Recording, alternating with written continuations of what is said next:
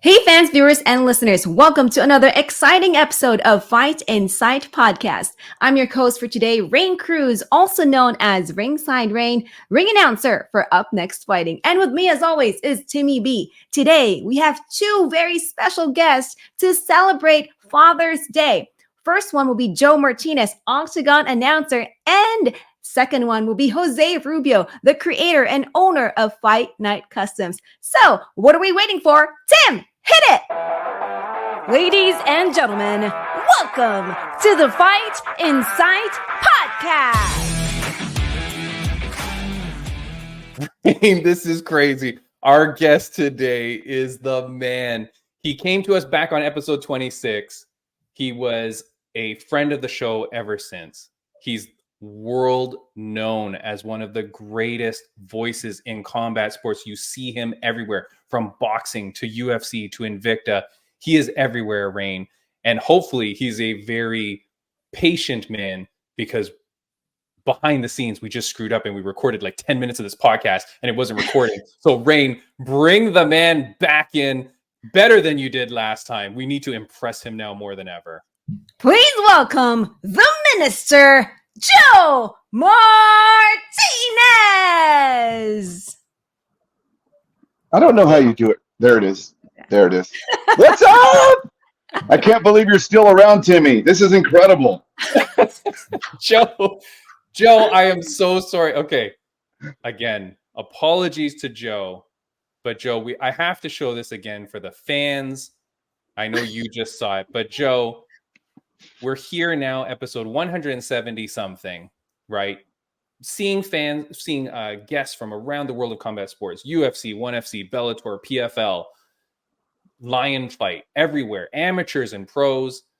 Here we go, Joe. Here's what you told us in your last appearance way back in episode 26, almost 4 years ago, really.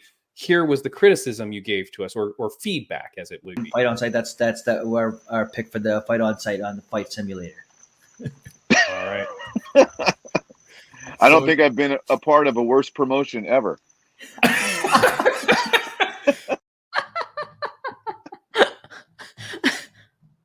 Joe, the worst. I don't think I really meant that. No? No. I mean, I think you did. Maybe we had some issues, but let me tell you, I've been on worse things since. So you've moved up that from the bottom of that barrel. Yeah. You've teared up. I mean, Joe, I'm trying my best. We're trying to level up. I'm learning from some of the best in the business, like yourself, like your friend TJ DeSantis, like your friend Judge Mike Bell.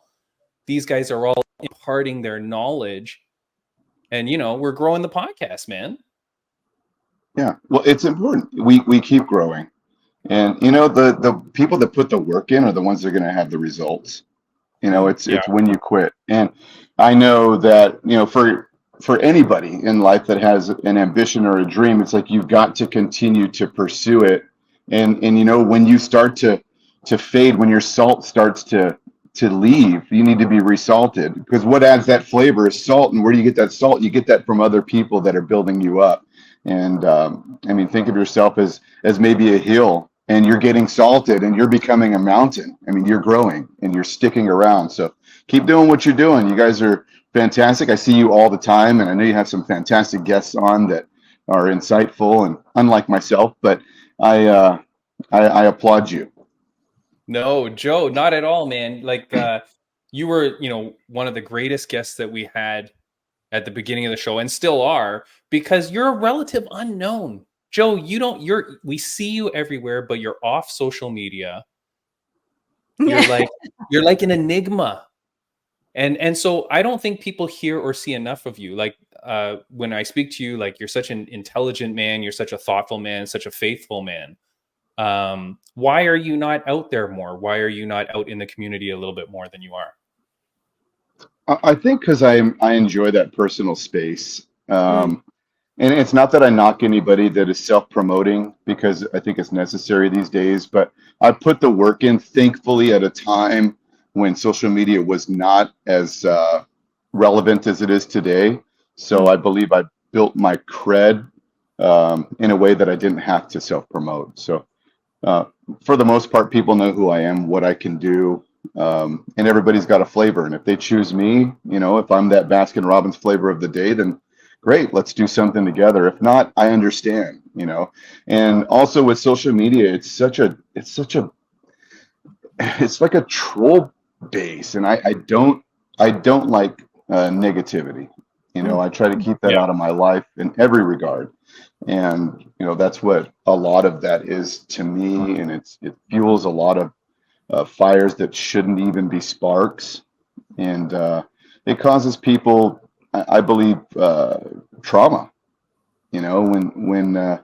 When you're doing something and maybe it's positive, and somebody starts to knock it because they don't like it, and you can have 99 people just loving everything you're doing, but that one is the one that sticks, that starts to speak negative against you. And for me, it was like, okay, I don't need this in my life. It's like the people that I surround myself with are ones that are building me up daily, and and keep me correct, keep me humble, and keep me moving forward towards a goal. And my goal isn't to be the greatest voice of all time. It's not to be the main guy anywhere. My goal is to be a great dad, a great husband, a friend that people can call on, and maybe a mentor for people that want to grow, in this realm or another realm. But we all need to be encouraged in some way or another.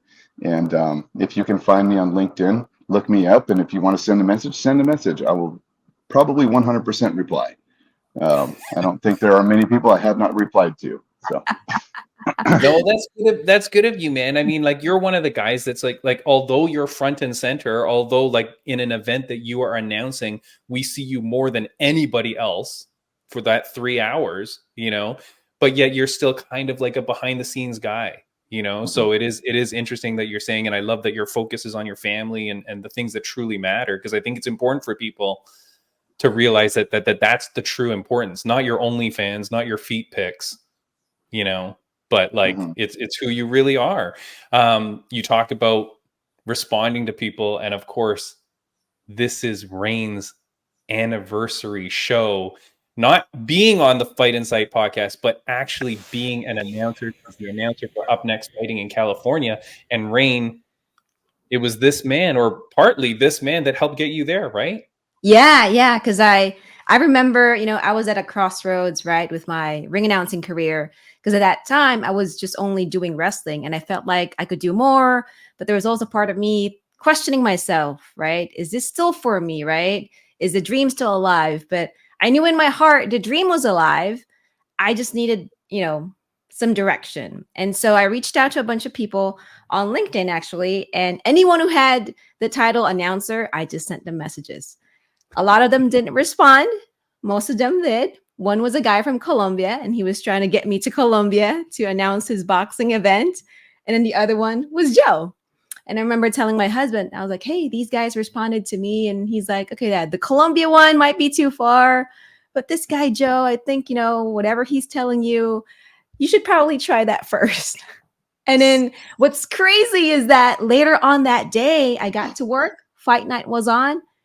And then I see Joe, and I was like, wait a minute. I think this is the guy that I was messaging with earlier on LinkedIn. And I took a picture and I sent it to him. And I was like, this is you, right? And it's crazy. It's crazy because to me, I really appreciated the fact that he took his time to send me a message, give me advice, even on a busy day. And I'm forever grateful, Joe, because of your advice, man, I made it to Up Next Fighting. I got to put in the work, and I just need that redirection, man, and forever grateful. Well, it has to do a lot with your shirt, because when you sent the message, I was like, okay, who is this? And I see she's a Titan. She's a Titan, and I'm a Titan. Whoa! Look at that. Oh, there you go. So I had to represent and give back, and that's very important. I don't make it a practice to message women. So I think even in the message to you, I said, you can call my wife, and we could talk that way, because I like to keep her in the loop. She's not my manager, but she's my wife. So I mean, she should have a say in everything that I do and everybody that I talk to, and especially if it's an opposite sex person.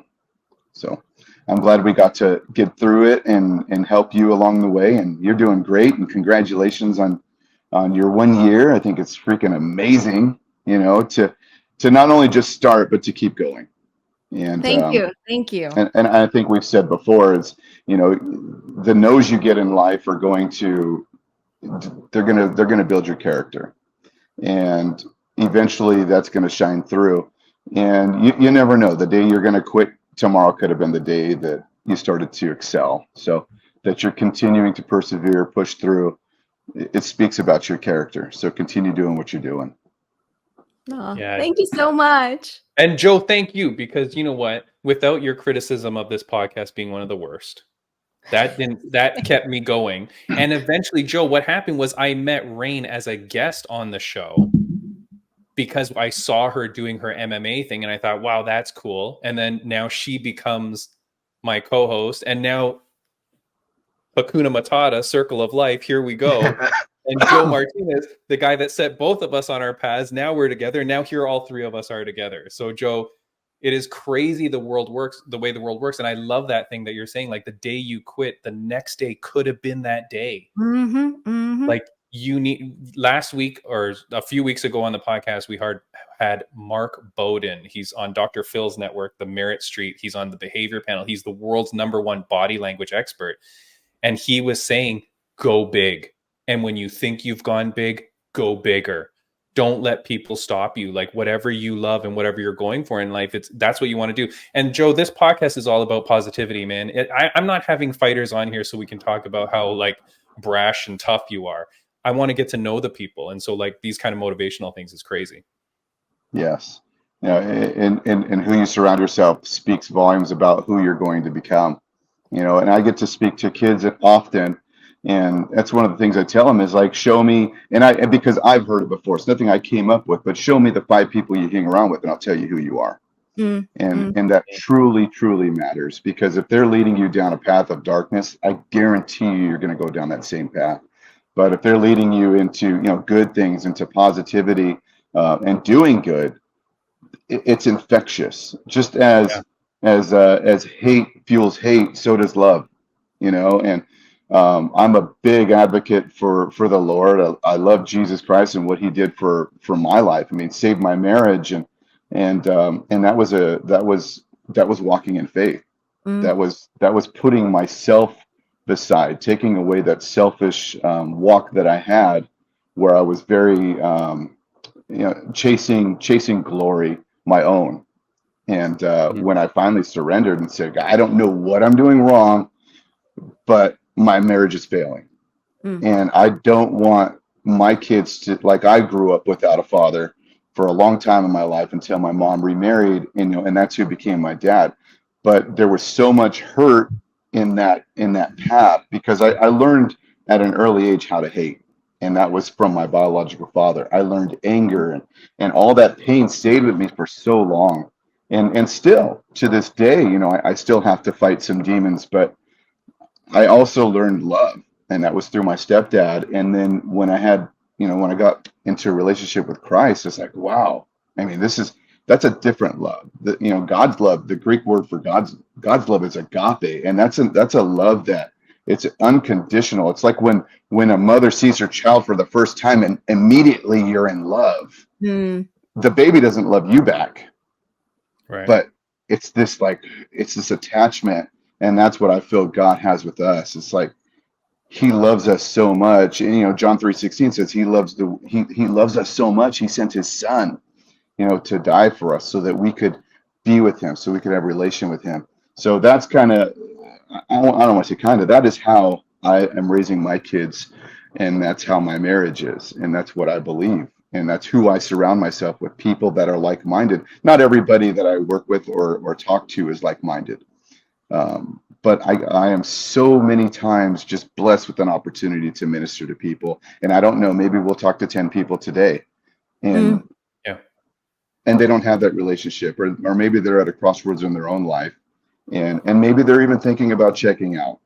I went down that path myself, and it's not over. There's hope. There's breath in your lungs. There's hope for your life. So find somebody and talk to them, and let them speak life into you. So that's the message that I have for those that are out there, maybe hurting today and just needed something to be picked up with. So. Yeah, no, Joe, it's so important what you're saying. I'm sorry to hear that about your father. I had a really tough father as well who passed away before I was able to reconcile with him. So he passed away at a young age. I was in university or so, and he passed away. Did you ever get a chance to reconcile with your father? I did, that's really wild. I had seen him at funerals, which is, when you get to see everybody. Yeah. So I was doing this Bible study at a place called Phoenix House, and it's a recovery home for addicts. And I'm doing these Sunday night Bible studies, and every week I'm coming in, sitting down, and I get these guys showing up and just hurt. They're at their bottom. And and one of the studies I did was on forgiveness, and I was teaching them how to forgive. And a lot of times you can't even forgive yourself. So how can you forgive someone else? Well, anyway, long story short, I get out of there. I get in the car and I'm driving home, and I felt God saying to me, like, how can you say this? How can you teach that when you haven't even done it yourself? And I was like, oh my gosh, like he stole my joy, but it wasn't for his glory. It was for his. It wasn't for mine. It was for his. So I was like, okay. So I'm talking to my buddy on the phone, and I said, man, I feel like God's telling me to forgive my father. But I never wanted to, because I felt like if I forgive him, he's going to think everything he did is okay. Yeah. But what it is once I forgive him, now I'm removing him from that, because when you have that unforgiveness in your heart, or you have anger towards somebody, you're actually idolizing that person, inadvertently idolizing that person, because they're taking energy from you. They're taking from your happiness. So I said, okay. So I get off the phone and I call my father and I says, hey, I don't have any questions for you, and I don't need any answers. I just want you to know that I forgive you. And he's like, oh my, he's like, you don't know how much this means to me. And I hadn't talked to him in years. We never had a conversation. And he says, this means so much to me. And he goes, you don't know how hard it was for me to be replaced. And I was like, okay, we're done. I did what I needed to do, because he wasn't replaced. He replaced himself. Yeah. And as time grew on, we actually got on the phone and we spoke for about an hour. And I got off the phone. I was getting off the phone with him, and I said, do you know this is the first time you and I have ever had a conversation, ever, that had any type of substance to it? Like, I actually feel like I want to know you, because I had put him away a long time ago. And it broke me down to a point where, like, I wanted more. I wanted more, and I almost felt guilty, because my stepdad, who came into my life when I was 10, passed away in 96. And that was like, he was the rock. He was my mom's husband. He never treated my brother and me as stepsons. We were his boys from day one.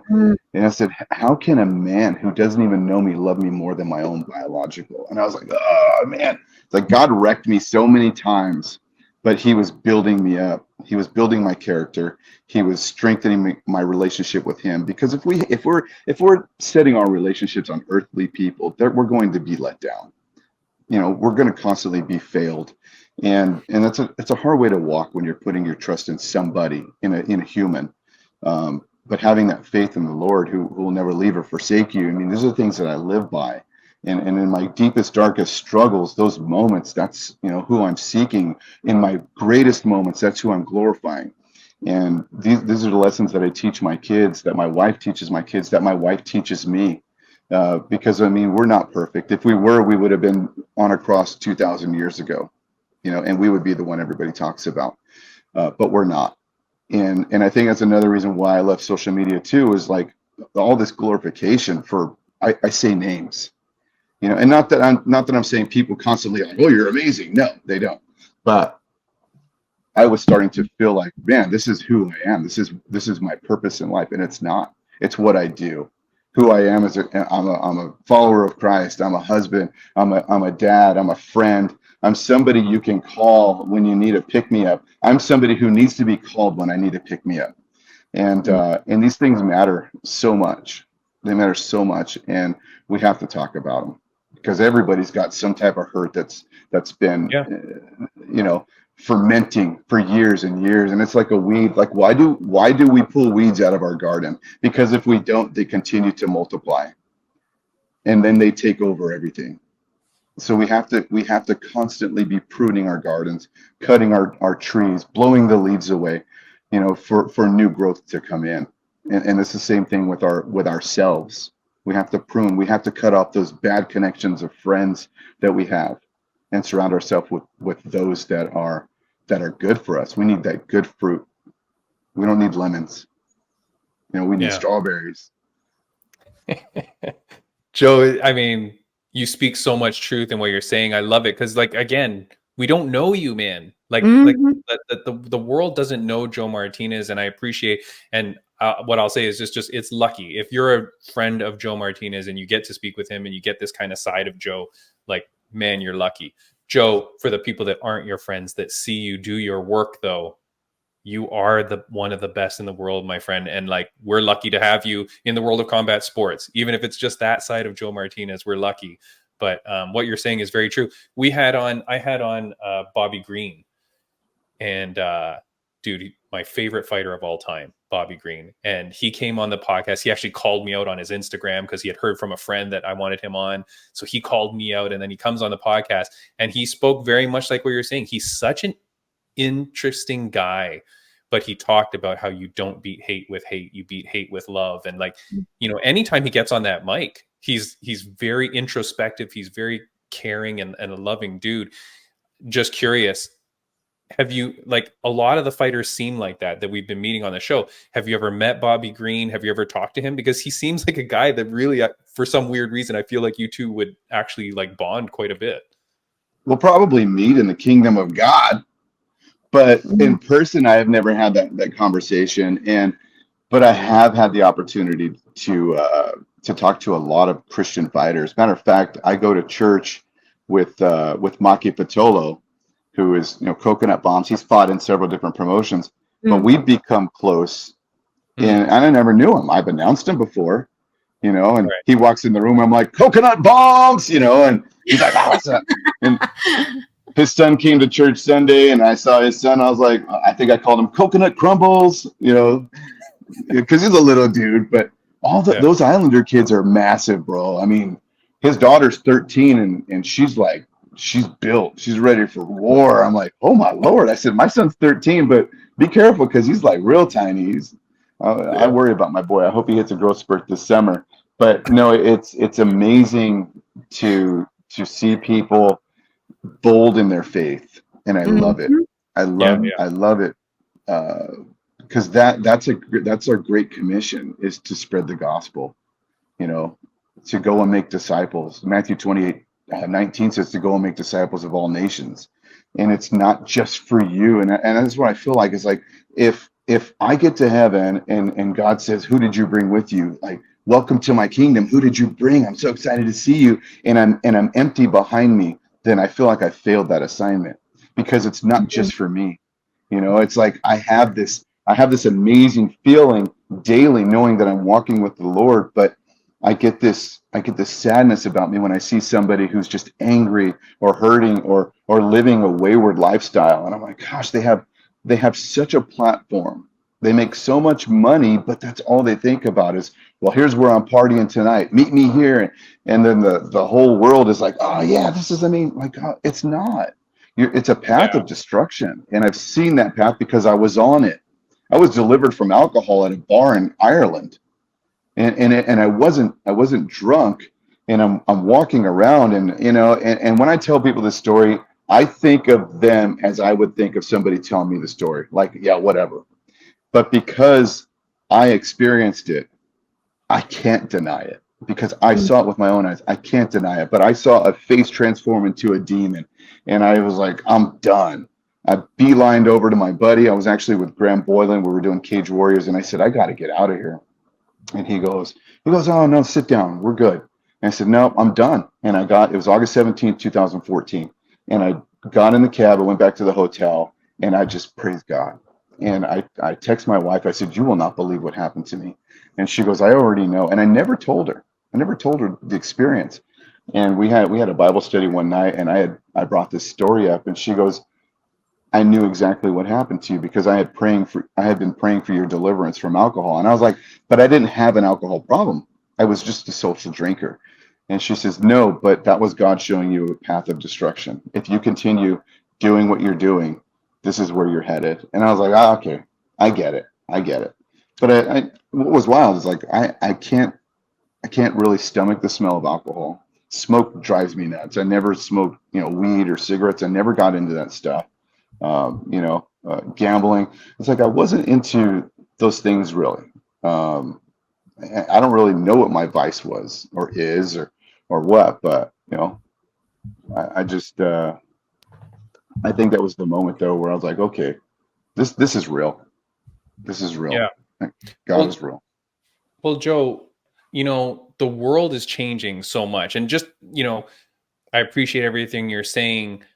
The world is so crazy though. The world is obviously getting worse, like in the terms of the social media and what we see people doing and the way things are going.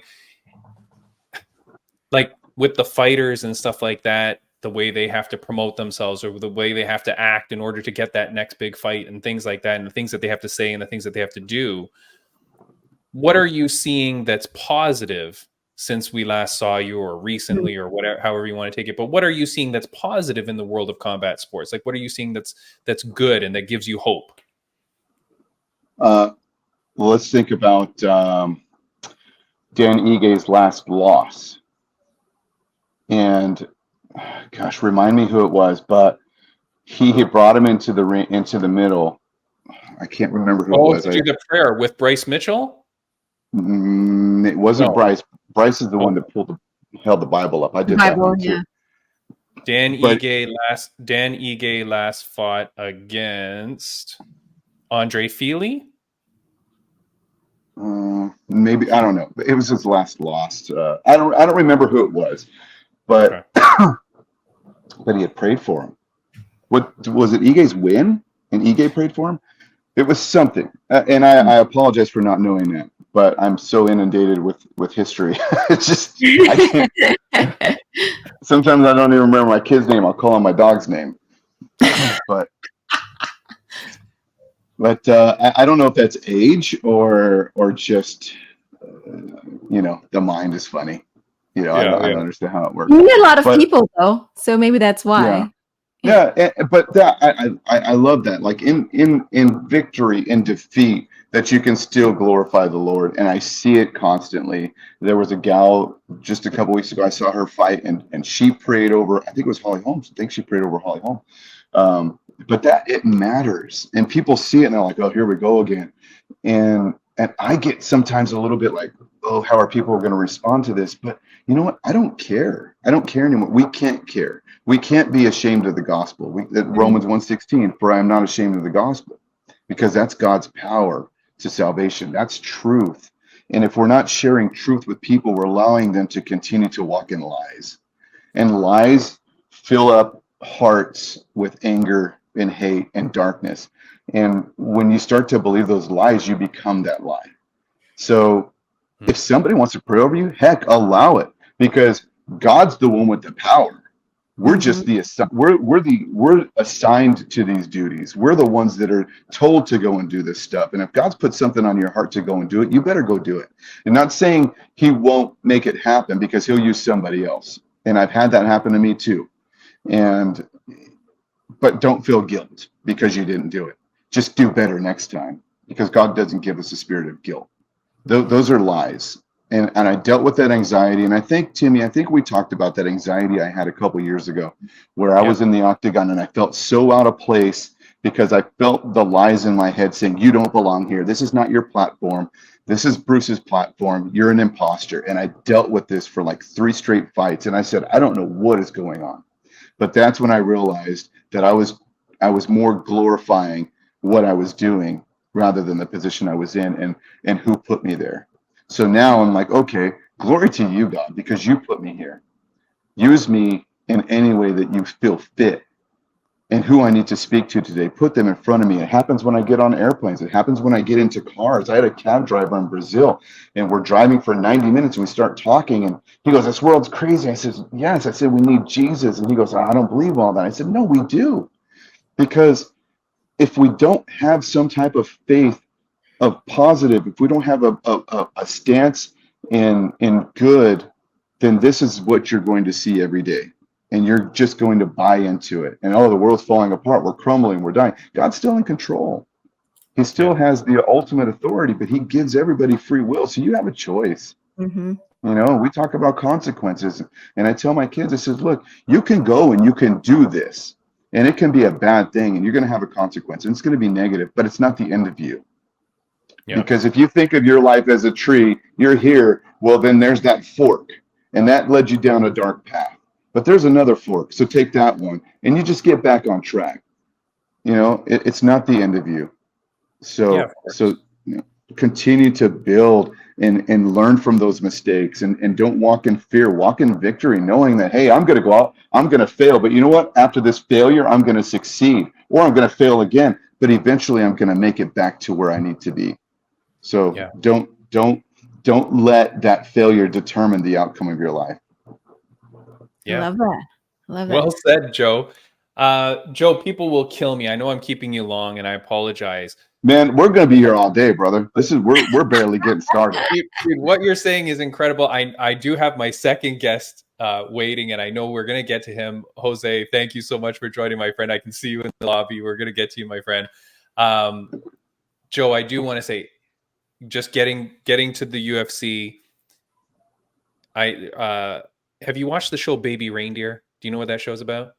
My buddy was telling me about this yesterday, and I said, "Is it worth my time?" And he said it started out good and it got so dark.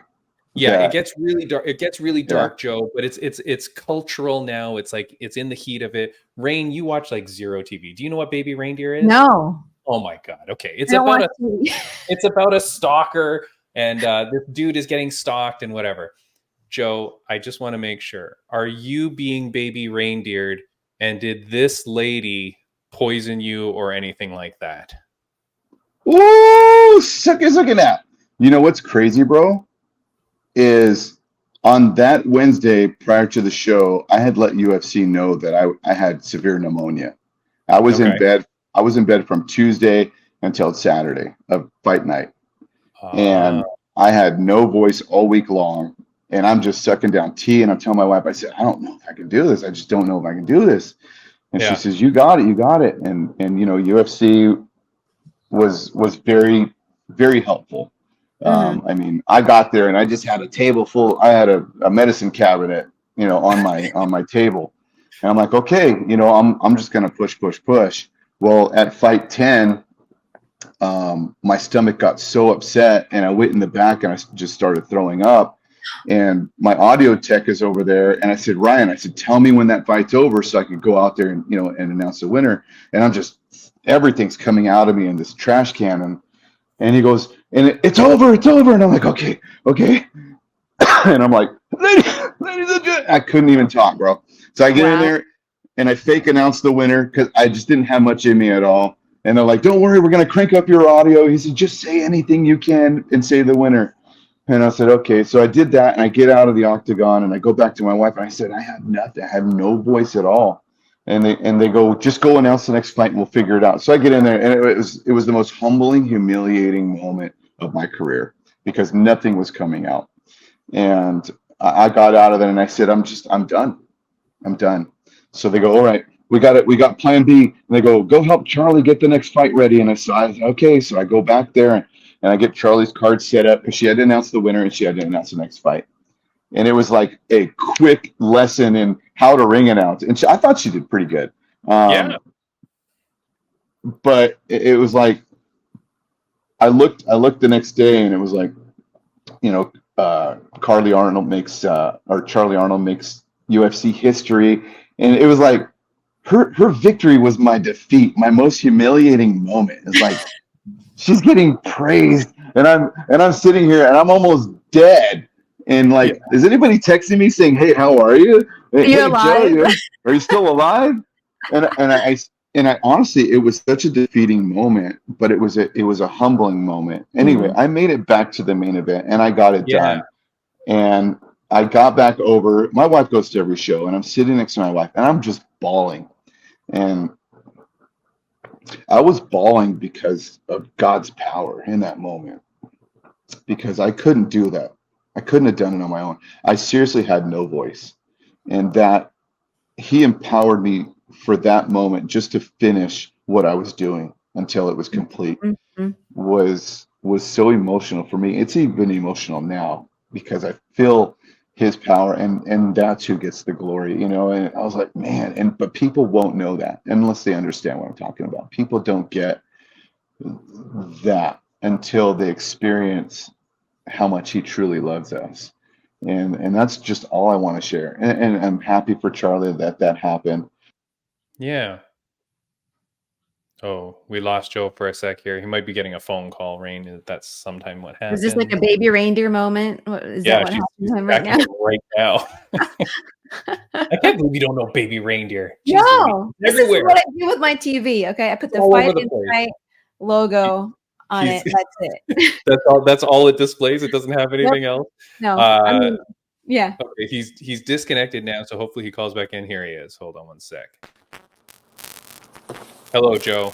My bad. Oh, your audio's all off now. Hold on, there you go. No. You hear me? Hello. No, it's like all staticky now. Something might have lost connection. And Jose, I see you. I'm so sorry, my friend. Are you okay? Yeah? Okay, I'm so sorry. Hold on, Joe.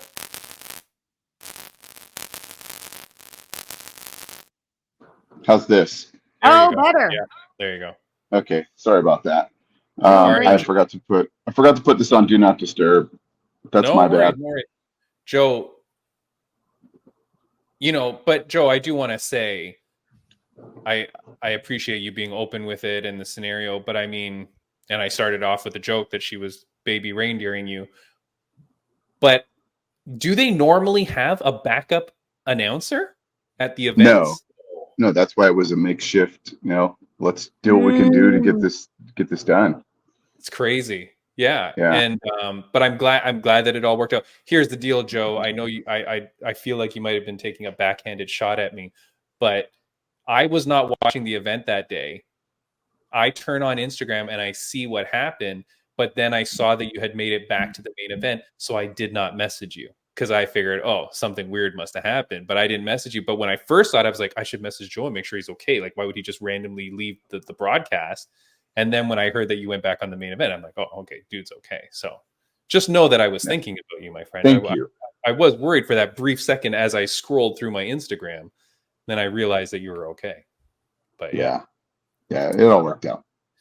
I just got a couple last things for you before we let you go. But I wanted to see if you saw this. This was recent at the boxing. Rain and I talked about it earlier, but this is the announcer makes the total wrong call at a boxing event. And then as the announcers are discussing the victory, they're like, oh, the scorecards are blah, blah. This is what happens. And here we go, people, just for a second. 7-0 and retain her world championship on a night where Janika Johnson seemed like she was in control down the stretch and had a 167-133 connect advantage. And by the way, Nakamura, who had that 98-92 scorecard, will be the referee for Lomachenko. 95. Keeley scores the competition 96-94. Nakamura 98-92 for your winner by majority. Fighting out of the blue corner, Cedar beats Joe. Is this guy for real? I'm dead. Is this guy for real? The way the commentator says that, and then the next guy goes, I'm dead. It's like, Joe, have you ever done that? No. How on earth, Joe, does that happen? I talked about it with Rain, and she's like, I could see maybe it could happen. That's almost impossible, right? Yeah. I mean, so there is pressure on an announcer to say scores. And to be honest, that has happened to me, but not because of me. I was given incorrect scores 2 different times. One was an Antonio Banuelos fight, and it was flipped, and it was WEC, and my producer called me like that Monday. He's like, "What happened?" And I said, "They gave me the wrong scores." I said, I'm honest about everything. If I screw up, I'm telling you I screwed up. And it was in New Mexico. And he goes, "Well, they're telling us that they gave you the correct scores." I said, "Peter, I was sitting over there and I watched them write it down. And I said, 'Are you correct?' And they says, 'Yeah, we're good.' Because I verify. And I will sometimes triple, quadruple confirm." Now with UFC, it's more like, "Hey, we're on time.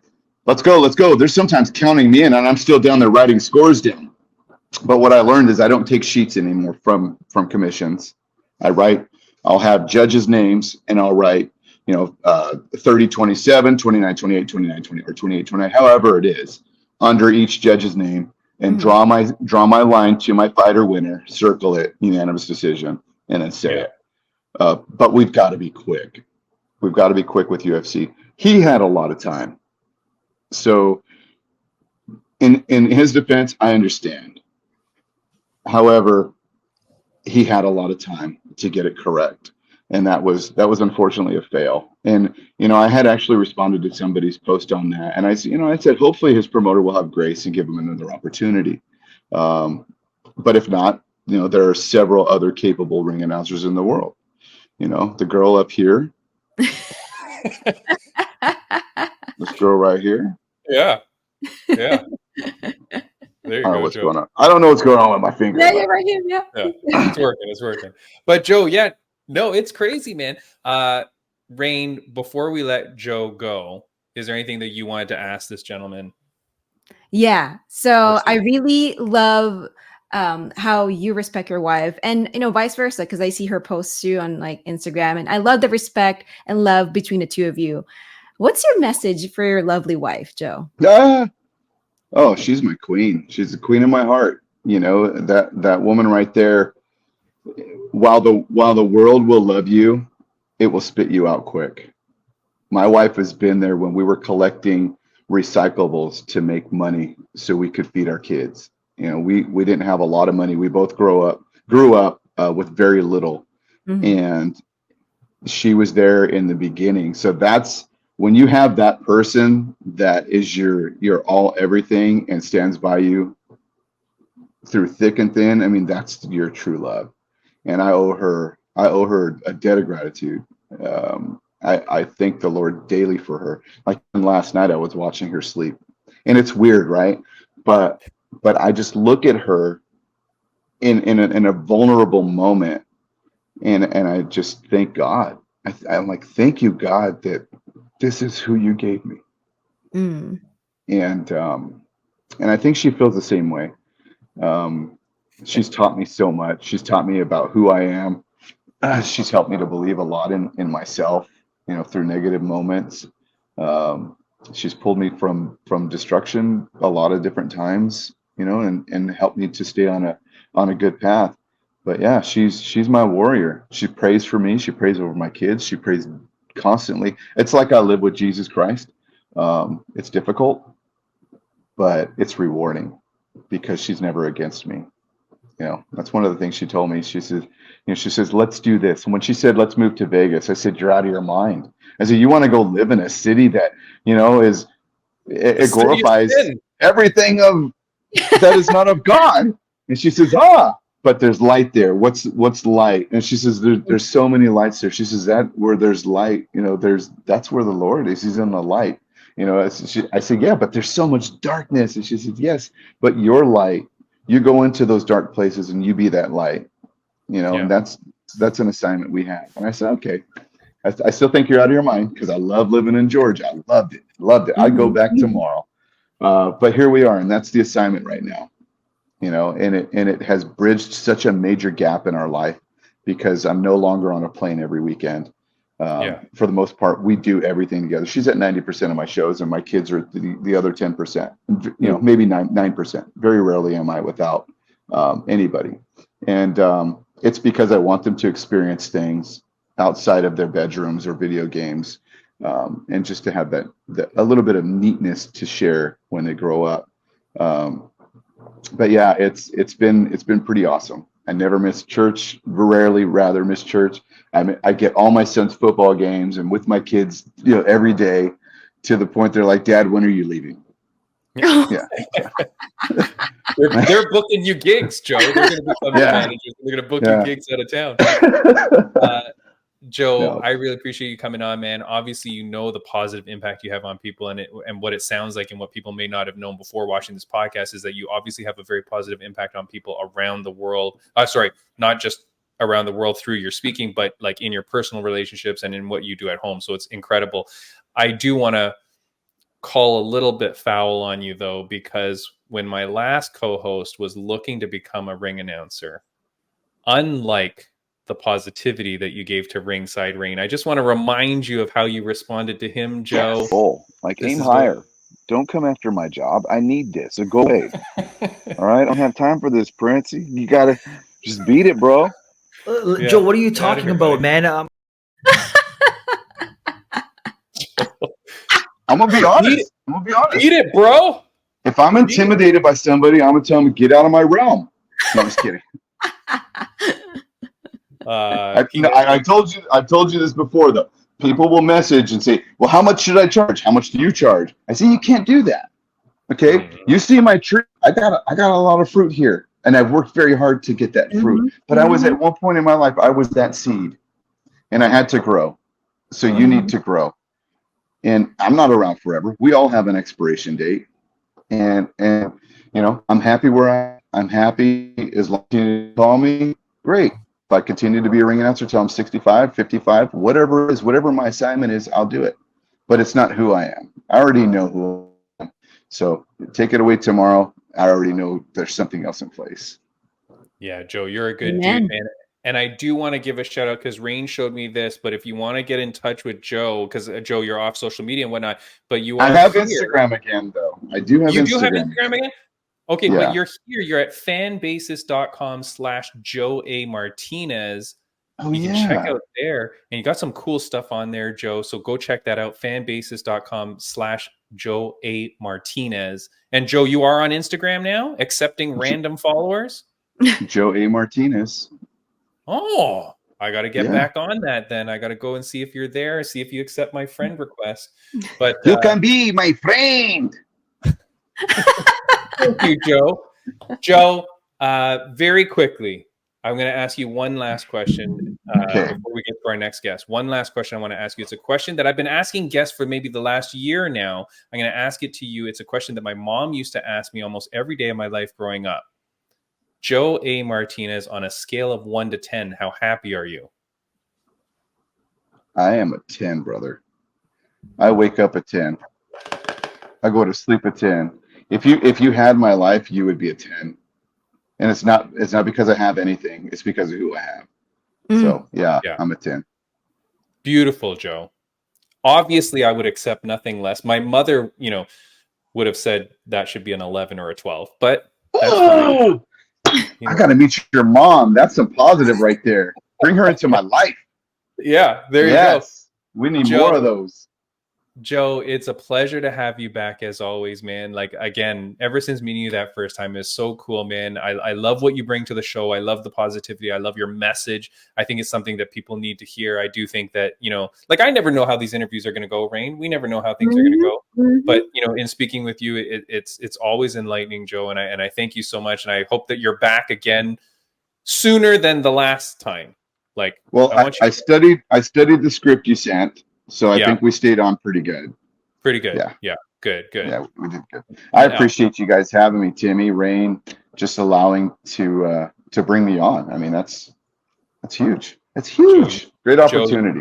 Joe, you are always welcome. And I thank you so much, man. I will obviously reach out to you again in the future, as I always do.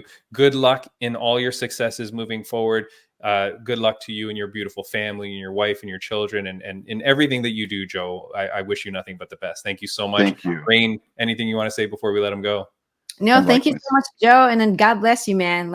Thank you for keeping the faith alive always and for spreading the word. Really, really appreciate it. You inspire a lot of us, man. Thank you. I appreciate that. Thank you, Rain. Thank you, Timmy. And you guys keep the faith. Keep the faith. And if you don't have it, you better get some quick. I read the book of Revelation a couple months ago. Oh, my Lord. It's coming down. I'm just kidding. I'm not going there. No. Joe, Thank you so much Jose, for joining hey, the tell Jose thank you so much for his patience, by the way, and Yes, and blame it on me. I'll take the blame. Oh, definitely. He's Yeah. already penning complaints to my manager right now. Yeah. Thank you, Joe. Matter of All fact, right, I got another 10 minutes in me. I'm just kidding. We're good. He's We're gonna good. kill you. I saw him. He's mad. Joe, thank you so much, All my right. friend. Thanks, See you soon. guys. Take care. Thank you, Bye-bye. Joe. Bye. See you later, Joe. That's amazing, man. That is our man, Joe A. Martinez. He's the greatest. Thank you, guys, for watching. If you're not already a fan and follower of this podcast, go check us out. Follow us at Fight Insight Podcast on all the socials. We do have another guest coming up. Friends of the podcast, shout out. I want to say it quick. RageWorks Podcast Network. Go to RageWorksNetwork.com to check out other audio networks like ours. Aside from that, Rain, we got to bring in our next guest. He's been waiting so patiently, and I am so sorry for the delay, but I appreciate him so much, man. Here we go. Our next guest has been featured on the Preserving Profile series by sports nutrition brand Don't Quit and Peloton instructor Kendall Toole. He's a retired fighter with a 1-0 record.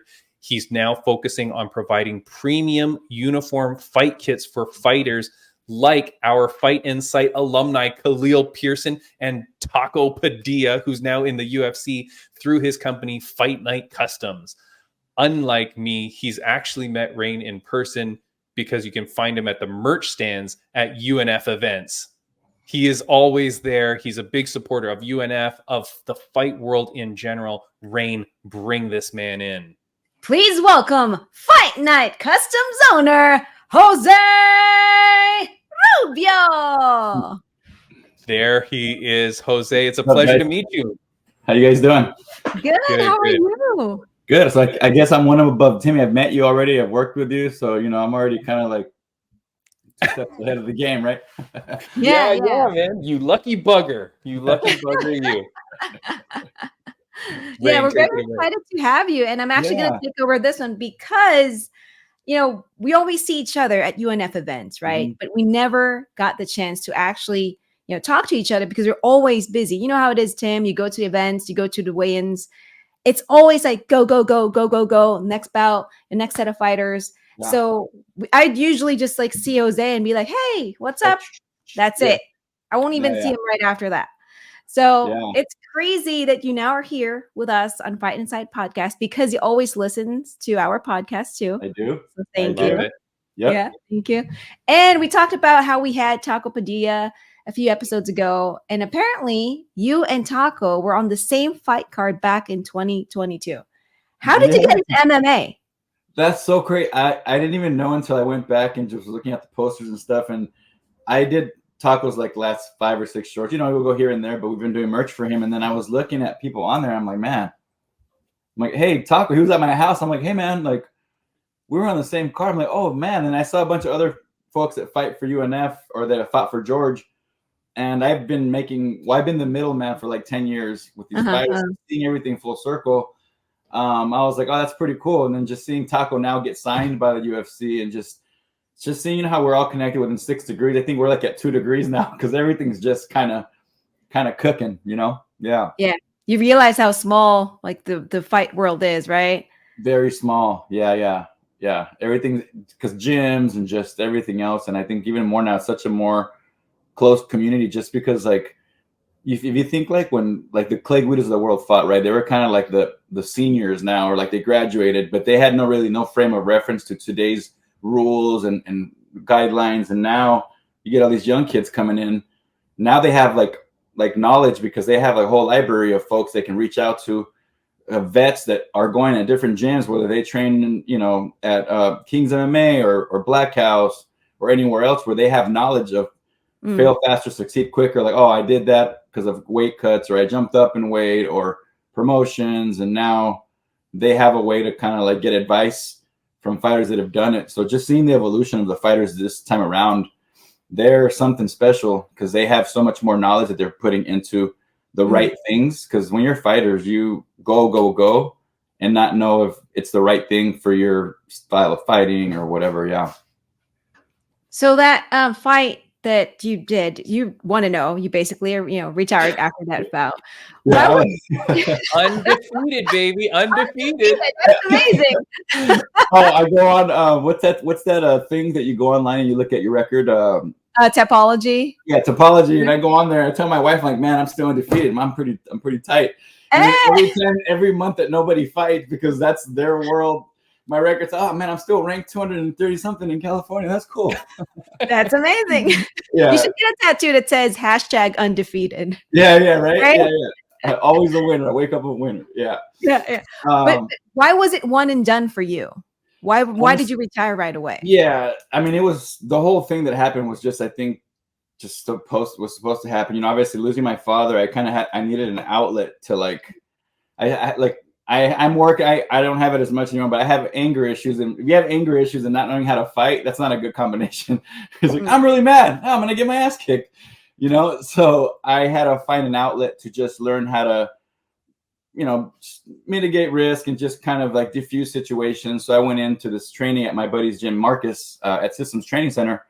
And they're like, yeah, 20 weeks, you're going to train. I'm like, oh, that's cool. Yeah, let's do it. And then we're going through the whole thing. And then they're like, hey, mate, you're going to have to fight an MMA fight at the end. I'm like, can I pay extra so that I don't? And he's like, no. And I come home and I tell my wife, I'm like, hey, I just got hired. I work in the financial industry, and I just got hired there. And I'm just like, hey, I don't know. I'm not doing this.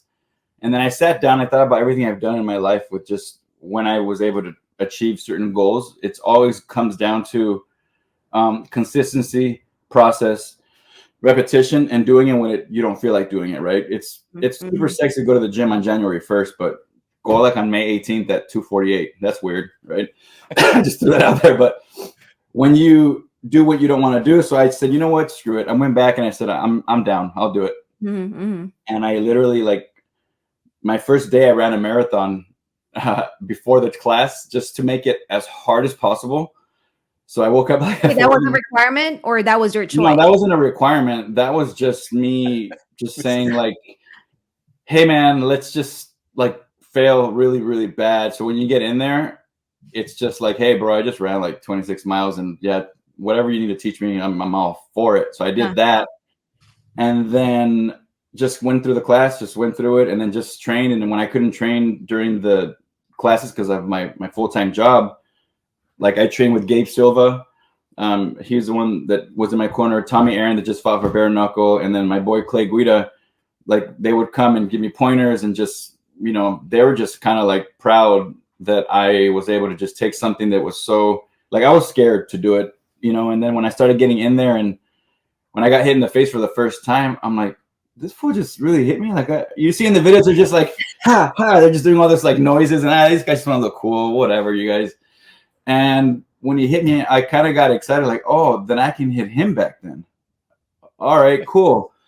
And then I started looking at the technique, and I respect the fight game so much because it's so not what, it's what fans see, but when you see certain fans booing when they're on the ground, but man, this guy, for him to get up out of that, putting his head down, all that stuff, that is so hard to do. And just finding the respect and the level of respect of how respectful the MMA community is, and just how dedicated and kind and sweet and generous they are with their time and their knowledge. So I kind of fell in love with the process of that, learning how to throw a jab. And I said, I have 20 weeks. So I just stuck to boxing, kickboxing, and the ground game was there, but it's not that you need years to get good at that. So I figured it starts on your feet, and just kind of went about it that way. But it changed everything, just because Marcus, my friend Marcus, was like, hey man, when you fight, everything's just going to seem easier after, because if you want to lose weight, it's super easy. You just do this. Look, don't put food in your mouth. You don't have to move, Yeah. But when you're fighting, you're super vulnerable. You're out there, people are watching you, and that's as real as it gets. You either know what you're doing or you don't, or you just have that grit and that heart where you're going to just get through it anyway, and that's just kind of from there, kind of where I am with Fight Night Customs now. I just said, I just do stuff to fail and just see what happens, collect the data, and then rest, go back, look at it, and see where I can go, you know, and I've always helped people, but now I just have it more structured where I just kind of fell in love with everything, you know. And yeah, UNF, it all started with them, with just Terrion Ware was fighting for them. And George is such a cool dude. He's a promoter for UNF. George was like, hey man, yeah, he always promotes the fighters. He's like, hey, have him come in and I'll let you set up a booth and sell Terrion stuff. So I went through my guy, got merch done, and then set a booth up. And then UNF had merch, but they weren't selling because the first one was just crazy. And my wife was pregnant at the time. We're like, hey, bring it out. Bring the UNF merch out. And we did great. You know, all the fans love the merchandise. They love all the designs, and, you know, it all sold out. And then from there, they were like, hey, if you want to come back and help us on certain things. So now we're working on, I started my company and now we're collabing on stuff. I just made they're going to announce some pretty cool things that I did for a fan that's going to get to win a prize and stuff like that. But yeah, from there it just evolved, and now fighters hit me up from different places to do their shorts like we did for Khalil, and now got more involved with just the cutting and sewing and just kind of taking it to the next level, I guess. Yeah. That's awesome. Yeah. That's awesome. And I love how he used fighting to, you know, overcome something traumatic, right? And that's always, you know, a good thing in life, you know, when you face like trials and tribulations, when you feel like you're down, you find something positive that would help you, you know, bring back up. And you were on the Persevering Profile series by sports nutrition brand Don't Quit, and you were interviewed by Peloton instructor Kendall Toole. Now, we will talk more about that, but I'm going to ask Tim to play this soundbite real quick because this is really interesting. This is probably my favorite part of that clip. Yeah, here we go. So all these things just opened up doors that I never knew were there just because I didn't quit. I kept going, and then I had people that were like, man, you inspired me. I love that part because he said, you know, people tell you that you inspire them, right? And you just talked about how you got into fighting, you overcame the tragic loss of your father. What do you think your father will say to you right now? Because you had to go through a lot, right, to get to where you are right now. I mean, man, like you said, you're like thinking at first, you're like, okay, I'm not a fighter, you know, I'm going to get hit in the face. And then there you are, you know, you fought your first MMA bout, you know, you're undefeated, right? You know, what do you think your father will say to you right now? I think he would say he's proud just because I found a way to get myself right mentally, because if you're not right, you're not going to be able to do right by anybody, you know. And in this life we live, you know, we all have things that we're going through, and we put up a nice face, which is genuine, but it's still, we're human, you know. So I think he'd be proud that I was able to just kind of because doing this whole thing was really hard for me, because there's some things that I maybe didn't want to say, but then it's like, you know what, sometimes you have to kind of, you never know, it's uncomfortable, but that's the things that are going to hopefully help somebody, you know. And I think I've always been a very like non-shy kind of guy, and I'm able to now use just the connections that I've made with fighters and people, and just help them. And my dad was always that kind of guy. He just wanted to help people, and that's how he passed away, was literally helping somebody, say, hey, can you help me with this, you know. And even then, now, like, since we were young, he always wanted to start a business, but he never knew what to do. He just wanted to open up a Subway franchise or do all these different things, just because he wanted to. He worked at the airport for like 30 years, and he used to fix TVs in his garage and all that stuff. And then coming full force now, where I started my own business, having a full-time job, like you know, I manage through the financial sector. I manage a lot of corporate relationships, but then like doing this right now and making some stuff that I'll show you guys in a bit. Like it's like, if I could do this for the rest of my life, and it's going to have to take time, but I think I'm putting in the work, and I'm literally just trying to help people, even when things are not going well. I think that's when you kind of double down and just kind of lead by just love, you know, and examples to my I have a 2-year-old daughter in July now. I have 3 sisters and my mom and my wife, and just trying to be more level-headed and helping people. That's kind of my thing. And, you know, I'm not perfect, but it gets hard sometimes. But I think now, even being here and everything that's happened the last 6 months since even my father passed, I think it's been a testament to just even you guys having this podcast and all that. So you have to put effort, energy, and work into doing things, and not just talking, you know. And so I respect everything you guys are doing. And yeah, I think my dad would be proud to see that, you know, and we're just getting started. I just have a bigger vision of what I want to do to help these fighters. That's awesome. And is that how Fight Night Customs was born? Because of your desire to help fighters? Well, it's funny because after I won my fight, Clay, my buddy Clay sits down next to me and goes, man, you should do something special is going to happen. I don't know what it is, but just stick with something, stick with it, you know. And then this guy came up to me, and then after my speech, I don't know if you saw my whole fight, my actual speech fight there, he was like, hey, I'm not gonna lie to you, man. I thought you were gonna lose, but man, you won that fight. And I'm like, oh, thank you, question mark send, right? All right. Yeah. Compliment there. And he's like, hey man, I really loved your message, you know. And then he kind of like just gave me a hug and walked away, didn't give me his name or anything. And then I didn't know what I wanted to do, so I started this foundation called the Present Gift Foundation, because you know it's a present, it's a gift. And started with mental health and financial literacy, which is what I did for work in banking. So then I started that, and then the merch started with it was like just Merch USA, just to do clothes. Didn't know what it was, and then I was getting orders for like hardware stores, but then I was doing a lot of stuff for fighters. It was just so confusing. Like this at Target Market, it's like this is weird. And then as I started getting more stuff with the fighters, I did the hard thing first, which is find a niche market and really make something, as opposed to, you know, you can go to any restaurant. Oh, you guys have polos? All right, give me your invoice. I'll try to beat it. Whatever. That's like a low-hanging fruit, which is still there. But when all that stuff started happening and I started getting orders, and I called Clay just for advice, like, hey, you've been in this industry for a while. You've seen people make this or that. He's like, why don't you separate them, man? He goes, make something else just for that, and then you can do it. There's okay with starting two companies, you know, you can have the other one for that. And I was kind of thinking of doing something like that, and then he kind of is the one that gave me the name Fight Night Customs, because that's something he had in his mind a while back when he was fighting in the lower circuit, trying to partner with screen printers, but it's always hard, you know, because of cost and things like that. But yeah, and then I have another company that I don't really display. It's South Bay Bubble Printing, so they're the ones that hold in business all of the orders that Fight Night Customs places through them, you know, to different entities, just for tax purposes, which I won't get into finance too much, but yeah, they pay to different companies that kind of they're interoperable within each other, just to help with things like that. So I was able to just get that little advice, and yeah, he helped me with just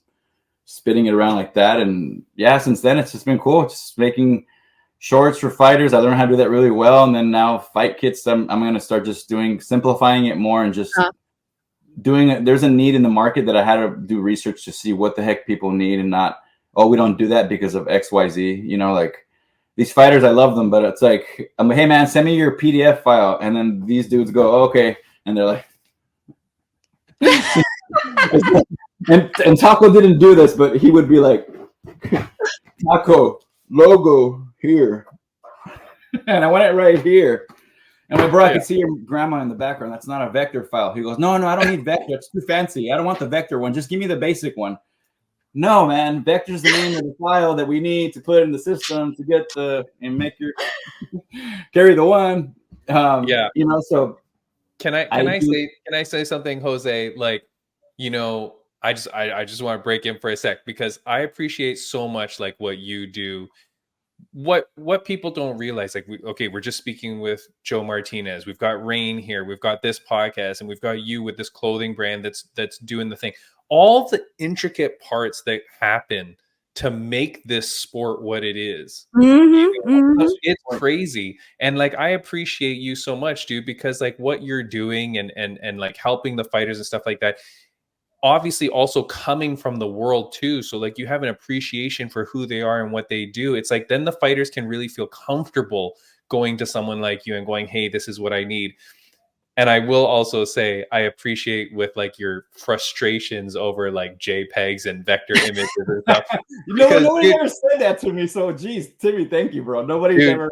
You don't even understand, because like when we had to get this logo made, the one right down here, it took, I swear to God, 40, 50 revisions back and forth with the artists that we had hired, right?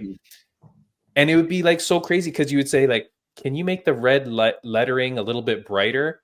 And then they would send you back like the exact same thing, or sometimes it would get darker, and you're like, no, like brighter. Yeah.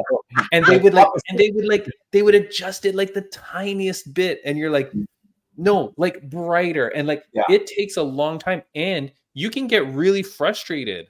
Like, you know what I mean? So like, to be who you are, man, and helping these fighters and stuff, you have to have such patience as well, because you got to walk them through it to really help them, because it's so important. Because if you're creating the clothing and stuff like that, it's got to look good, because if it looks bad, even if it's their fault, it's going to reflect on you. Yeah, I tell them I won't print it, or like in that. Yes, because I don't want my work to look bad, right? So if they don't either have the logo done, or if I'm not gonna do it and teach them a lesson like, oh, print as is, and then I put out like a crappy product. Pixelated. You know what I mean? Yeah, that's kind of like, oh yeah, I showed him Fight Night Custom. Look at this ugly ass T-shirt. Yeah, you know. So I fix it, and now I have 2 employees. You know, they work on like part time or whatever. But for me, it's more of like, I'll get it done. I'll figure out the cost, and I learn how to do certain things while I train, empower your employees, right? And now I rather just get it out and then let them know what it is, and just that's how I'm letting the market dictate how I'm going to structure my business, and then have those processes kind of reverse engineered for the output. But yeah, it's been super crazy where I won't do it, or I'll fix it and then just do it like that. But now I got to the point where I'll just take care of it all. Like, I don't want them to touch anything. Just tell me what you want. Tell me what idea you want. And I just make it come to life. And that's what I'm doing now with the fight kits. And I'm starting to build websites, because I know how to build websites. So it's going to be, we're helping them sell tickets. So like Taco was the first one where, like, you know, when they have fighters, either they have the money, but they have other bills, or they want to buy shirts, but they don't want to have a bunch of leftover inventory. So then I worked with, like, Taco is a perfect example. Like, he had a shirt, we created it. We did like a pre-sale, see how many people would want to buy it. And when I interview a fighter, I ask a couple of questions. One of the questions I ask is, how many tickets do you sell? How many have you sold in your last 3 fights? And come up with an average. And whatever that average number is, you should be selling that many T-shirts. One for the fight, and then one for streetwear. Because I said, you guys are small business owners. You guys aren't just fighters, small business owners when you're in camp. It's before, during, and after. And even if you're not in the UFC, you need to act like you already are, because you're a complete package. You're not just a fighter. You're an entertainer to put butts in seats. So if you can see you're coming out with fight kits, and you have your own T-shirt line and all these things, you're going to make more money, you know? So I work with certain fighters now, the ones that are serious about it. They just hit me up, and logos, this, that, whatever. We take care of all of it. It's just about people that are really serious to uplift their business kind of model and everything else they're doing. Wow. Because it's, at the end of the day, it's about the brand that you're building, right? Yeah. And it's great that you understand, you know, the fight world and what it needs to, you know, promote you know, their brand, promote themselves as a fighter in and out of the cage. And so you mentioned that you're like designing stuff and helping fighters you know, come up with something that would be appealing, you know, to fight fans. So how rewarding is it when you see your design, right? Like, for example, like a fighter steps inside a cage, you see your design, and then how does it feel, for example, if that fighter ends up having like a great finish too, and then they're wearing your, like, you know, that's what made it all happen. Like, when I first started, so Gabe Silva, Anderson Silva's son, he was kickboxing for Royal Combat. And I didn't even know, and this is a true story. He even said Jose didn't sleep all night because he wanted me to change the logo from freaking this color to white. His dad's Bumblebee, and I'm like, I don't know if your dad's gonna want that, man. But that's just an example. So I was editing, mocking stuff up, and then I didn't sleep the whole night, and I finally got it done.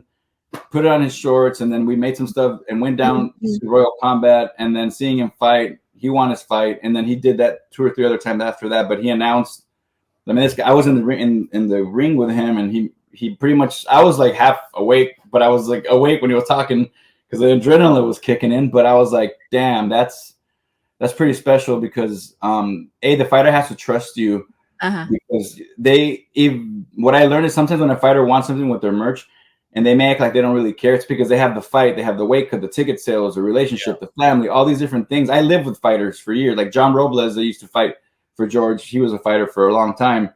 And you just have to take care of the things like if you were them, you know. So they appreciate that when it comes down to the fight night and you give them their thing, they're like, oh man, this is so dope. And they, you know, like Dion, the fight for you, and if they see all these things and they're like, oh man, that's cool. So I just wanted to search that feeling where it's like, all right, I'm gonna try to now make it into more of a business. But for the last 2 years, I've just been getting data and just use cases and figure out where I'm gonna fit all these things in and get what people want, and then also what I can create processes around. And I also have a full-time job, so now they're both like right in front of me, which is so gnarly. But it's crazy because when you get busier, it forces you to be more structured, because if not, things that are super important aren't going to get done, where you're like, oh man. And oddly enough, I have more time now because you get those things done when they're supposed to, instead of letting them linger, you know. And it's like your mind has all these things, you just put them, like David Goggins, you put them in shelves and you organize them so that way you know where they got to go, when they have to be done, and then you just slowly start like chipping away at them. So yeah, it's been a process that's been working, so I'm gonna keep doubling down on that for sure. Yeah. So let me just ask one quick thing, Rain. So you designed you will help design the logo as well for the fighter if they need to. Yeah. Like because that's crazy. Like, and I really appreciate that. I didn't know that, because like you said, like the fighters, like you're right. You know, these guys are savages. These guys are training every day. Logos. Yeah, like what, like, you know what I mean? Like some of them might be, right? Like Khalil, who's an artist and a jazz pianist, right? Like this guy's artistic. Exactly. So he might have some sense, but some people don't, you know? And I'll tell you, Jose, I get very frustrated sometimes when I see some fighters and they produce their shirts or whatever, right? Like their merch. And I'm like, I want to support you so bad, but I will never wear that shirt. You know what I mean?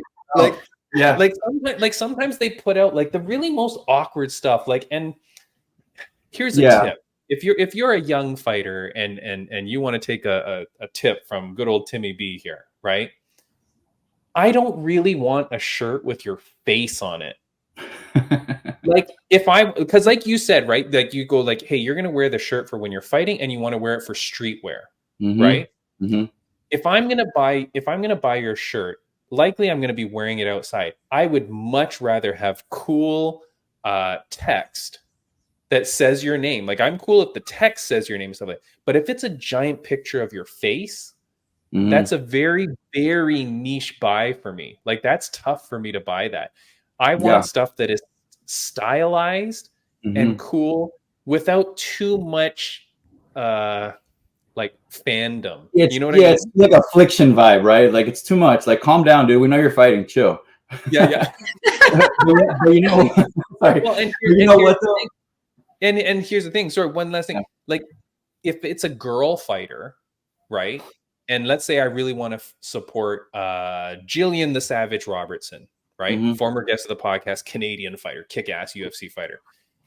If I'm going to buy her shirt, if it's got her face on it, my wife will not be so cool with that. You know what I mean? Hey, honey, look at this. She's so cool. Jillian in a bikini. Like you're getting milk at 2 a.m. Like, oh, hey, the farmer's insurance guy. Oh, I'm just getting milk, wearing my nightshirt. Yeah, like I can't do that. But if you sell a shirt that says Savage, you know what I mean, and has some cool stuff or like a little bit of a cool design on it, I can buy that. I can wear that. So little tip from Timmy. Yeah, and to add to that, the thing too is like now I do stuff for a lot of entertainers and athletes as well, where, and then I also see like fighters that have fought for UNF that are in the UFC, or I have friends that are in the UFC, and I look, I'm kind of like a stalker like that. I look at their page, and then I look at if they're making a shirt, I look at how many impressions they have based on how many followers, right? And then I see stylistically what is the most common type of shirt that's coming out, either from like other companies that are out there, other podcasts, other people that are already in the UFC, and they go on these big podcasts. And the biggest thing that is like say like Rampage, right, with him here, or like they have the 1, 2, and the 3, right? So then it's like, okay, well that will sell for people that are going to the fight, that are those diehard ones where they like they want to do that. But then to your point, Tim, is like, yeah, you need to have a shirt that's just super accent, super chill, just like you can wear it out, and it's not always so much about fighting, which is like, you know, Fight Night Customs for fighting. I could do FNC, super chill, small, an accent where you can just wear it on a jacket or something nice, you know. So having different things is why for the website, it has the utility for a fighter to go in, click on, like, you can click on a fight kit and you can drag your logo and you can check out whether it's embroidery or so it's available now. And I wear 18 different hats, so I have to now go back in and do all that jazz. But once it's there, I'll be able to just start helping the fighters set up, you know, build their website, or if not, they want to go on there and buy their own hat, design it, and things like that. So, but yeah, having the logos and stuff is something that I have a good employee now that I can get her to do it, because I can figure it out, but I'd rather spend an hour doing this, talking to other folks, networking, connecting. How am I going to build the brand? And yeah, it's all about making money, but that's the last thing that I think about it, because the systems are in place for me to be profitable. It's about getting the right connections and, you know, more B2B stuff. And I call it B2C, business to fighter, the ones that are more business savvy and are willing to like sit down with me and listen to what I have to say, you know, then I'll help them make some extra cash. Yeah. That's awesome. Congratulations, by the way, because when we first met, you were doing this all by yourself. He was just a one-man band, Tim. Now he's telling us that he has 2 employees. Dude, that's amazing. Yeah, but I hire him like when I need stuff. So it's like, all right, I'd rather give some money away to just have that extra hour with my daughter and my wife, you know, or just to be able to start training again more consistently, where it's just, we're all going to die one day. You know, it's like, what nobody cares that your FICO score is 801, bro. Okay, cool. Like, what are you doing with helping people? You know, it's like, it's not about that stuff. So I try to do more things, take action. I think the money will come because it's in a market where there's something that's needed, but I want to be able to offer something and solve a problem for somebody in a way where it's going to seem very natural and you know, like, we're all in sales at the end of the day, one way or the other, but don't sound all like needy and wanty like that. If your stuff is nice and cool and dope, they're going to come to you, and, you know, and then it'll attract the ones that are just not your right customers. Cause that's too expensive. Like, well, I just spoke to 7 other people. They said they bought 9 of them. It's like, well, it's not too expensive. It's just we're just not the right fit or whatever, you know? So that's where I'm struggling with.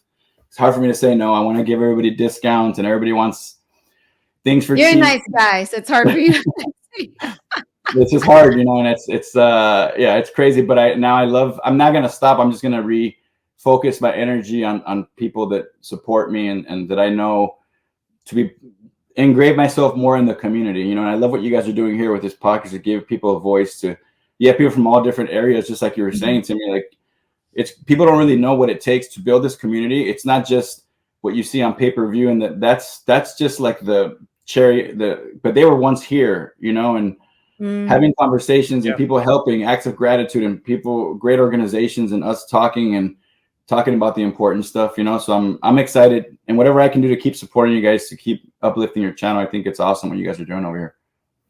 Aw, thank you so much. Thank you, man.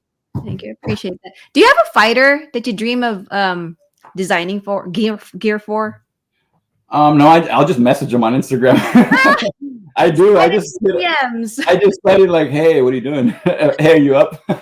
No. I just I'm fortunate enough to have friends that fight in the UFC, but I haven't really like used that. Even with Clay, I don't like to bother them. I want to create something super, super cool that when I do present it to one of my friends, they're not just helping me because they're my homies, but they're helping me because they're like, damn, man, even if your name wasn't on here, like, I think I would still, to your point, Tim, right? I would still get this. And that's what I'm focusing on right now, is I'm not hitting anybody until I get it where it's like so cool and like something that nobody's ever seen. But I would love to make stuff for, honestly, it's not even like, I have a lot of favorite fighters, but it's more of helping. I'd want to work with a fighter that has the same kind of vision and outlook that I have, so we can kind of grow. Cause I'm looking more for like partnerships, relationships to help grow. Cause I get orders with other stuff that I have going on, even with like Don't Quit, working on some stuff with, that's awesome too, because that'll help me grow the business. But when it comes to the fighters, it's like a special thing in my heart where I want to be able to just do good business by helping them, because I feel like I have enough utility to be able to offer value, and vice versa, so I look forward to it. And if you guys know any fighters that do want to get some stuff, let them know to hit me up, as long as they have their Victor logo, their Vector, right? We'll call it the Victor file. Yeah.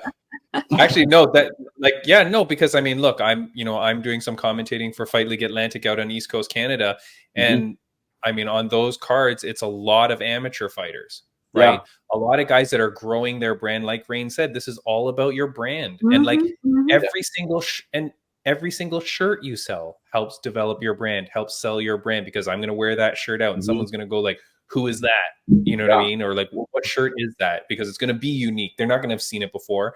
And so man, when I get these young fighters that come to me and say that they're interested in stuff, I'm going to tell them, go hit up Fight Night Customs. Yeah. They shouldn't wait till they get to the UFC, because at that point, there are going to be so many people that are going to be like, hey, your logo should be like this, or, oh, we're gonna do your logo for free on drop ship, which is something that they don't pay for. Another company does drop ship, but do all this for us. And then they're like, oh, all right, yeah, let's go ahead. That's cool. As opposed to, you already know your logos, your price points, your market, how many tickets you sell, how many t-shirts. You're like, well, hold on a second, I have my logos here. Let me go over some samples with you. What do you guys got? And then they're more business savvy when they walk in, not just thinking about their contract, how much they're going to get paid. And then when they're like, oh, okay, God, I'm signed, I got this money. And then their guard's down. But then here come all the other dudes.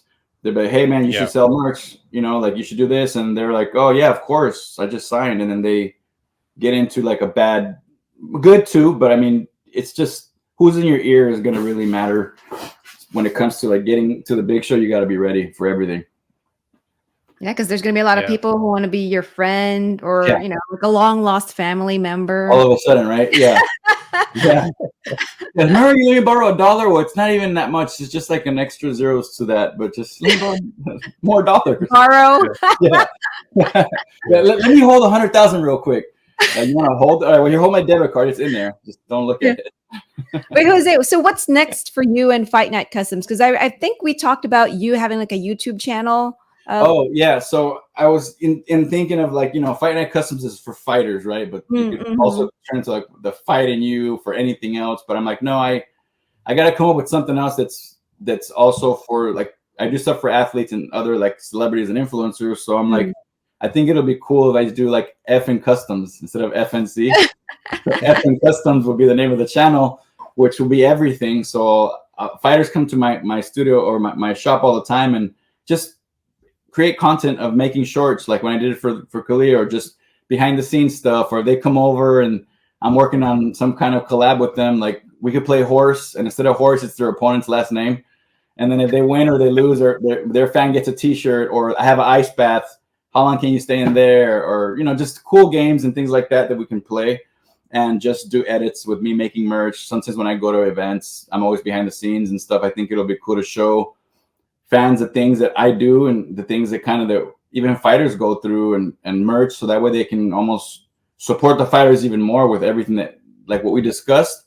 Pretty much I want people to see some of that, which it could be a 1 to 5 minute video and just short, but just super impactful, unless some will be longer. But so I'm going to put that out, and it seems like I'm doing too much, but it just makes sense because that's what keeps that'll be the glue to everything. I'm not adding one more thing. I'm adding one thing that's going to help it be one. There you go. Yeah. I didn't mean to drop bars there. That was an accident, by the way. Very sounded good. Very cool. No, I love it all, man. I love everything you're doing. Yeah. And I have a surprise for you guys. Oh. So here, we'll start off slow, okay? Okay. First, I'll show you a magic trick. Magic trick. Okay. Ready? And then close your eyes. Okay. Oh. Okay. I know that. What? Wait. Rain missed it. She closed her eyes. And she closed her face. All right. So look, like this. Yeah. And then. Oh wait. Wow. Oh, that's awesome. Now that is a vector file if I ever saw one. There you go. And then I have a little hat for Rain. Oh my God. A hat with like my Ringside Rain logo. Oh my God. There. Very nice. Okay, so. And then For those of you guys who are listening to us, Jose is showing us merch. This is a surprise for Tim and I. This is crazy. And I made you a little jacket with Fight Insight. What? Oh, hey, I like that color. Oh my too. God. Pretty nice. Purple Rain. Yeah. Love it. The purple rain. Now we're killing it today, right? Purple. Very Oh my nice. God. Very good. And then I got you just a nice casual jacket like we talked about. Oh, look at that. Oh, a nice jacket with the Fight Insight logo on it. Yep. And then you know how I talked about fight kits? So I have And we're in his studio this is here, like right? a black camouflage hat. Oh, the Tim! little- Oh my God. Okay. Oh, is that a mesh back? Yeah. Nice. I like the mesh back hats. And then we have somebody that stole one of the fight kits. I'll show you whose face is here. Will, Your fight kit. this is the Vector guy. I put him in jail. So this is Will Ferrell. From Elf? Yeah, from Elf. He was wearing the UNF show. So this is, I got this and I got you the matching pants thing. Oh, wow. That's amazing. Oh, very, very nice. That's the other logo you sent me, just so you can see what it looks like. Yeah. Oh, very cool. Yeah, so it's got the black. So these are some of the fight kits that I'm going to start sending out. Oh Rain, my these God. people, yeah, if you're a fighter, you need to get on this. You know, like Jose. Seriously, when I'm there, when I'm at weigh-ins and stuff like that, think about how cool it would be, even just an amateur fighter, to start thinking about it a little bit. You may never make it to the UFC. That's the other thing too. If like you said, if you're waiting to get to UFC, you may never make it there. But you're doing it now. Like these amateur fighters that are there doing it now, these young pros that are doing it now. Start branding yourself, start marketing yourself. Get someone like Fight Night. Well, not someone like, get Fight Night Custom. Yeah, like this guy, but somebody else. Yeah, forget those idiots. Get Fight Night Customs. Like hit up Fight Night Customs and get them to make you some stuff. Stroll into your training sessions. Stroll into the weigh-ins, like wearing your gear. And then I help them. Like I have shorts that I put their logos on shorts, right? Like this. But if they have their own or they can't afford stuff, like that's one of the things I still do to help the fighters out, where they have some shorts, they want to just help them put the logos. You know, there's other stipulations so I can help them sell t-shirts too, but they just have to be willing to put as much care as they do in their training. Just like a small percentage, because I know you got to give it your all because that's serious business in there, but it's still business. So they just give a little bit of effort into when they're on their phone after training. I've lived with fighters. They're on their phone. They're texting other people too. They're on their phone doing other connections and other business they got going on. It's got to be like your ticket sales, your shirts, and how am I elevating my business? Do I even have an LLC or a sole prop DBA at the very least to not commingle my funds when I get paid? You know, all those different things. So yeah, it's a lot of stuff going on over here. Well, you wear a lot of different hats. So, but you know, one of the, I guess, hats that you wear is like the helpful hat. You know, you want to help people all the time. And to the fighters who are listening to us right now, please take the advice from Jose. Like, your branding is very important. And if you have someone like Jose, you have Jose right here, fightnightcustoms.com, right? That's the website, right? Reach out to him. He's on Instagram at Fight Night Customs. This guy, let me tell you, Tim, he is very nice, very approachable. If you see him at UNF events, reach out to him, talk to him. Fighters, this is a great opportunity for you guys to build your brand. And I think for me, there's people who do business, right? And they're nice to you because they do business. But what I like the most are people who not just do business, but they actually want to help people. And that's Jose right there. That's Jose. So don't take advantage of him, you know, wanting to help you out. You know, put in the work too. Give him that vector file. Thank you, Ray. Give him that vector file. Thank you. Yeah. No, honestly, go check out Fight Night Customs. Like, dude, that's so cool. Like the surprises that you showed is pretty and you know, and I did that, but it's just, if you have any ideas, like I just show, okay, this is what I think, and I have so many sources, but it's good to see, like you were saying, your face, right? When they wear it, that to me is currency in itself. Just seeing stuff out there, and then something the fighter created from what they wanted, farm to table, right, or whatever they call it. Yeah, farm to table. But no, it's amazing stuff, Rain. Like I really like it. I'm so glad that you introduced us, because here's the thing too. Now we know that this guy's a real human being, right? Like, at least I know that he's a real human being. Viewers of the podcast, right? And please, Jose, like cut up this podcast and send it everywhere that you want, and Thank you. make as many clips as you want, like free, Okay. free range. Just make us look good. That's all. But Okay. But yeah, get our good side, please. And but like you're a real human being. So when people see this, is like, well, okay, so I'm not just engaging with some faceless company or something like that. We know who you are now. We know that you're a real person, or a guy that's fought before. He's an undefeated fighter. If you want someone to make your clothes, you want an undefeated fighter. You either get Khabib or you get Jose. So those are your two options, and Khabib's not messaging you back. So get Jose to make get your kits for you, right? Or some sort of merch, because like every little thing helps. When I first started making my stuff, man, it was like my profit margins were like so negligible. Yeah.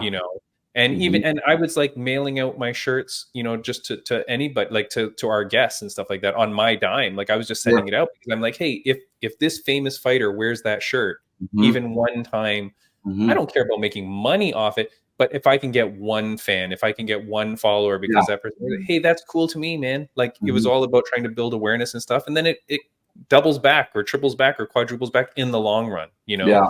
So yeah, I love it.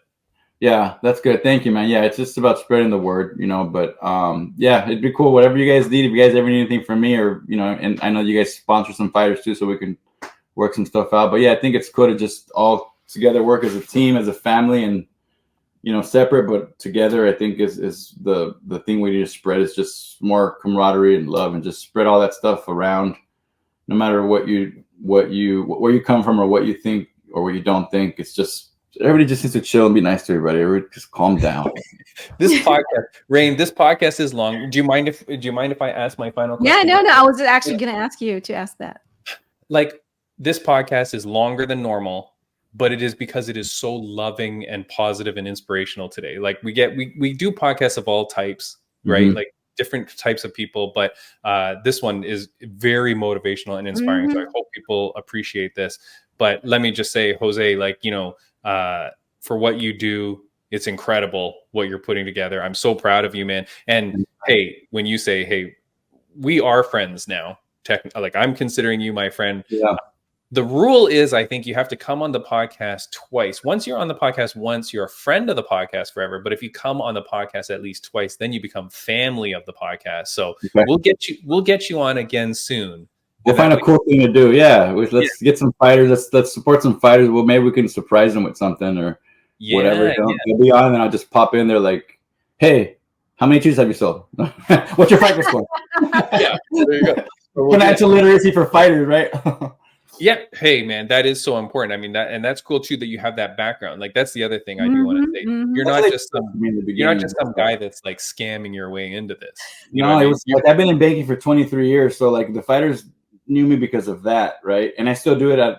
I'm still in banking, which I can't really discuss that much here, but they trusted me there. And then when I fought, it was just kind of like game over, because I helped them open their accounts and just set up this stuff and just financial. And I used to do credit repair and all that stuff. So I showed them like, hey man, I don't give a crap your fault. I don't care about any of that stuff. Like, what are you doing with this? What are you doing with that? And I started with my friends, and then they refer me to their friends. And that's kind of how I just became like, oh, this guy just knows financial literacy. And I would do things for 501c for that stuff. And now that I fought and make the merch, it just kind of, I'm stapled into it now, where it's they trust me. And I would never, I would never, ever take anything that's not mine. If anything, I give more on the way out. Yeah. And before I ask for anything, because I don't, that's just not my style. I take what's mine. I give more than I need to. Yeah. I try to. So I mean, so what you're saying is you're not selling Fight Night Customs Bitcoin or cryptocurrency, right? There's no such that's thing. That's gonna be when we become family on the next podcast, because you said that's when I buy into the Fight Night Custom crypto. All right. Yeah. I'm going to ask you the last question that I always ask all of our guests. And I know you know what the question is, but I'm going to ask it to you. It's a question that my mom used to ask me all the time growing up in my life. Jose Rubio from Fight Night Customs, on a scale of 1 to 10, how happy are you? I am a 8.75.333. Okay. And what brings you there, or what do we need to do to round that up? What's going on? I just think like every day we were never 100% just happy, right? Because you just feel weird or just smiling all the damn time at Target or something. I think we go through things where I go from happy to content, and when I'm content, that means I'm thinking of how I can fix the things that I'm not fully happy with. So always happy and content, but the part of me with regards to everything else, when just with the depression and all that stuff, even after the fighting and just the things that have happened in my life, that I have something of merit, where that just shows me that I have, like, there's a reason why I'm even alive, and you don't know that stuff before, you know. So yeah, I think it's just more. I'll continue to be happy if I'm able to do things that I love at a higher level and help other people. It'll just keep making me happier. But yeah, I'm happy that I just get content, because I go back to thinking, and then I get a little stressed sometimes because I got a lot of things on my head and my shoulders. But it's good, because again, fail faster, succeed quicker. So just things like that, but not nowhere near where I was before. Not even close. You know, it's all love and it's all positive stuff. So yeah, but thank you for asking that. Yeah, it's awesome, man. Awesome. And of course, before we let you go, when does the episode of Don't Quit come out? So it got displayed on, so Kendall, they went on her channel, and they had, I think it was like ad week in New York. So they ran it amongst a bunch of different podcasts, and I think they're still working on getting it on another talk show as well. So they've been, you know how it is with scheduling and all those different things. So they're still putting it out there, and they're running through with it with Damar Hamlin, which he plays for the Giants, is part of that Don't Quit as well. And I think the New York Knicks are invested in it somehow as well. So they're going to start revving it up even more. Yeah. Wow. Yeah, but it's on Kendall Toole's Instagram. It's on her profile there as well. Yeah. Okay. I'll go check it out then. I didn't know it was out already. I do have a Peloton, but I always select Hannah. So don't tell Kendall I said that. I do enjoy a good ride with Hannah. Guys, thank you so much for doing the podcast, man. Jose, it was an absolute pleasure to meet you, man. Like, what a great dude. Rain, thank you so much for introducing us. This guy is it, man. Like, this guy's the guy. So again, we've said it a million times, but if you're a fighter, go check out Fight Night Customs. Of course, we want to thank Joe Martinez for coming on the podcast. And before we let you go, Jose, is there anything that you want to say to the fans, viewers, and listeners of the podcast, or to Fight Night Customs future customers? No, just, I mean, if anybody, all the fighters, they know who they are that I've helped them out. I just want to say thank you for allowing me to help you, that allowed me to get better at my craft. And, you know, all I can say is I'm always open to feedback, because it's never done. You know, I could think I'm doing something great that is, but may not be so great for this. And just, you know, keep me honest. Let me know what's not working. If you guys want to see something that you guys think will work, I'm always open to it. But just thank you for everybody that supported me and allowed me to kind of live this journey, which is kind of crazy. But yeah, just thank you, and let's just keep failing and succeeding together. That's awesome.